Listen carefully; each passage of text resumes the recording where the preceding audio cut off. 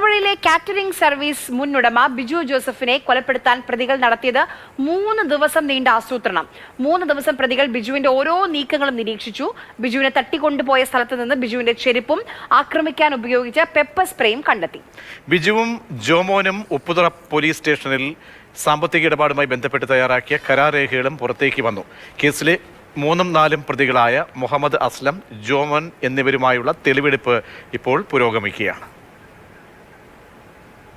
ഇപ്പോൾ ഗോഡൌണിലാണ് ഉള്ളത്. ജെയിനസ് രാജു നൽകും വിവരങ്ങൾ. ജെയിൻ, അങ്ങനെ രാവിലെ മുതൽ തുടങ്ങിയ തെളിവെടുപ്പ് ഏതൊക്കെ ഘട്ടം പിന്നിട്ടുണ്ട്, എന്തൊക്കെയാണ് ഈ സംഭവവുമായി ബന്ധപ്പെട്ട് ഈ കൊലപാതകം ആസൂത്രിതമാണ് എന്ന് തെളിയിക്കുന്ന രീതിയിലുള്ള മറ്റ് തെളിവുകളൊക്കെ കണ്ടെത്തിയിട്ടുള്ളത്?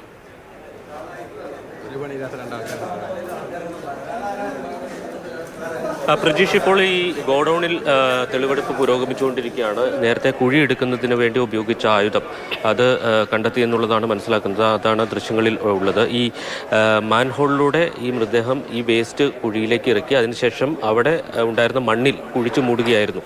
അപ്പോൾ അതുമായി ബന്ധപ്പെട്ട തെളിവെടുപ്പാണ് നടക്കുന്നത്. 2 പേരെ 2 തവണയായിട്ട് മാറ്റി നിർത്തിയാണ് ഇതുമായി ബന്ധപ്പെട്ട കാര്യങ്ങൾ പോലീസ് ചോദ്യം ചെയ്തറിയുന്നത്. അതായത് ഈ കേസിലെ 3ഉം 4ഉം പ്രതികളെ എത്തിച്ചാണ് തെളിവെടുപ്പ് നടക്കുന്നത്.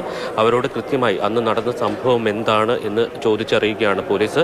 അതുമായി ബന്ധപ്പെട്ട നടപടികൾ പുരോഗമിച്ചുകൊണ്ടിരിക്കുകയാണ്. ഇതോടുകൂടി ഇന്നത്തെ തെളിവെടുപ്പ് പൂർത്തിയാകുമോ, അതോ മറ്റു സ്ഥലങ്ങളിലേക്ക് കൂടി തെളിവെടുപ്പിന് പോകുന്നുണ്ടോ ജെയിൻ?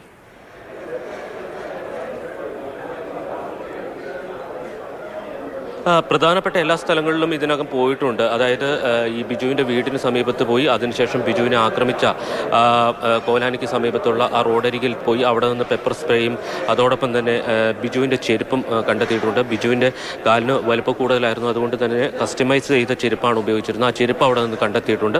അതിനുശേഷമാണ് ഇപ്പോൾ ഈ ഗോഡൌണിലേക്ക് എത്തിയിരിക്കുന്നത്.